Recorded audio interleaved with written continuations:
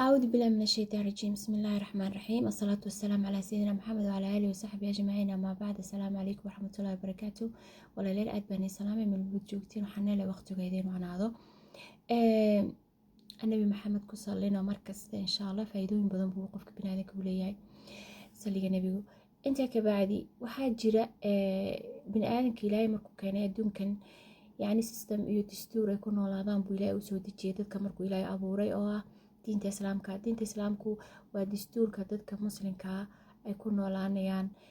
nolosha u saxaya nolosha u habeynaya aakhiradoodana u wanaajinaya dariiqii ay nolosha wanaagsan dambe ilaa noloshan imika waa nolol temporary ama waa nolol gaabo laakiin dariiqa ay nolosha dambe fog dheer ay ku noolaan lahaayeen oo iftiiminaya dastuurka dadku hadii ku dhaqmi waayaan diinta islaamka quraanka oo ilaahay yani soo jireena waligeed soo jireena hadday dadku ku dhaqmi waayaan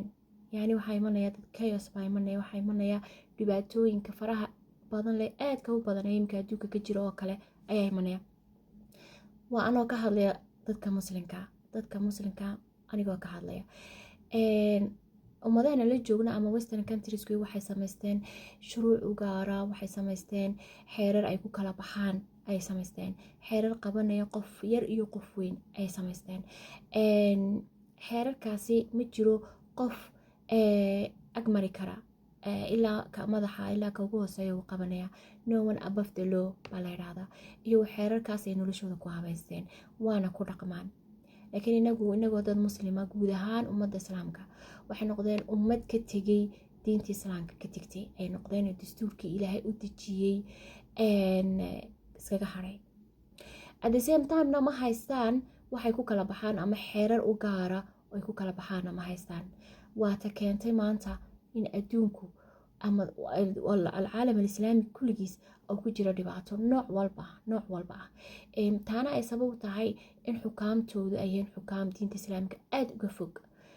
iyo aad uga fog oo say doonaan raba mar walba inay isku dayaan inay noqdaan ama yani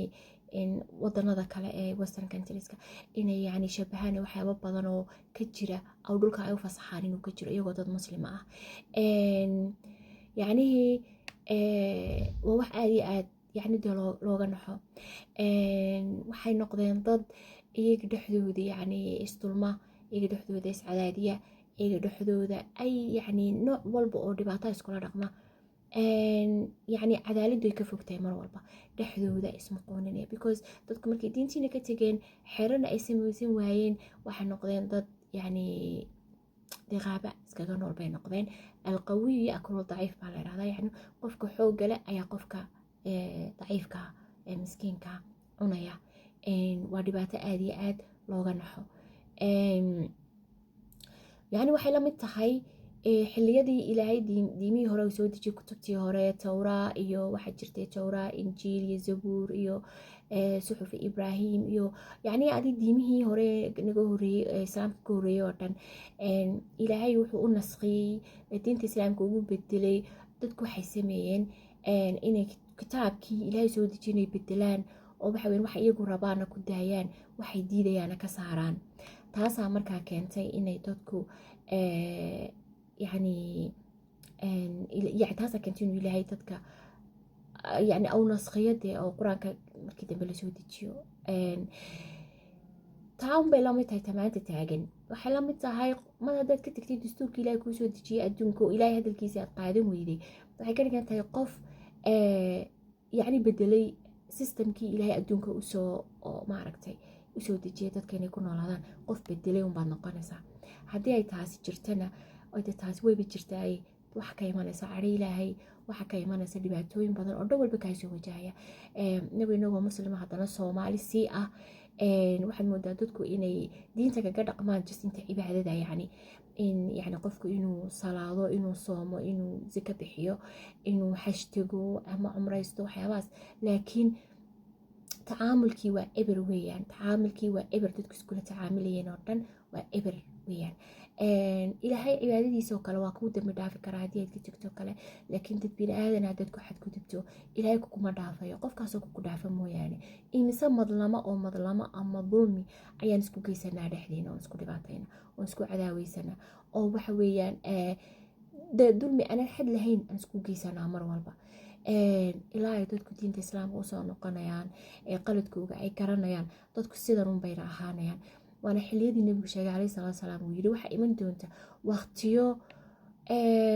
yani dadka inta ugu xun ay xukunka qaban doonto. xiliyadii baa lagu jiraa, xukunka waxaya inta ugu xun weeyaan. maantu yimaado qof saxa oo waxa weeyaan diinta islaamka dadka ku hagaa oo xukunka islaamka dee dabaqaya, unbaa runtii la heli karaa cadaalad iyo kala dambeyn iyo nolol wanaagsan oo baahiya faqri iyo dhibaato nooc walba laga bixi karaa. intaa ka horeysa dadku waxay noqonayaan dad chaoska ku jira oo dhibaatada aan xadka lahayn soo noqonaysa faraha badan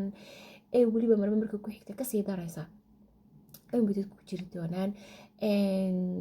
ilaahay dadka khayrka waafajiyo.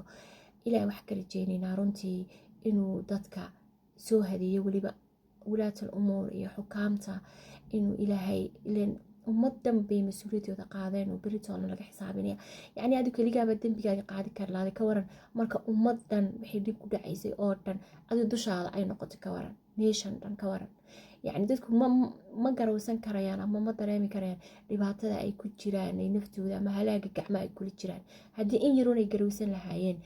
I'm sure inay wax badan bedeli lahaayeen, laakiin ma garawsana because fahamkii diinta islaamka waxba inagu yar oo dadkii ku yar, inay dadkii fahmaan diinta islaamka ay bartaan ayaa dadkii ku yar. aad baan ii salaamaya dhammaantiin. muuqaalka ku xiga inta ka hores waxaan iga tegayaa saa nabadgeliyo. asalaamu calaykum waraxmatullaahi wabarakaatu.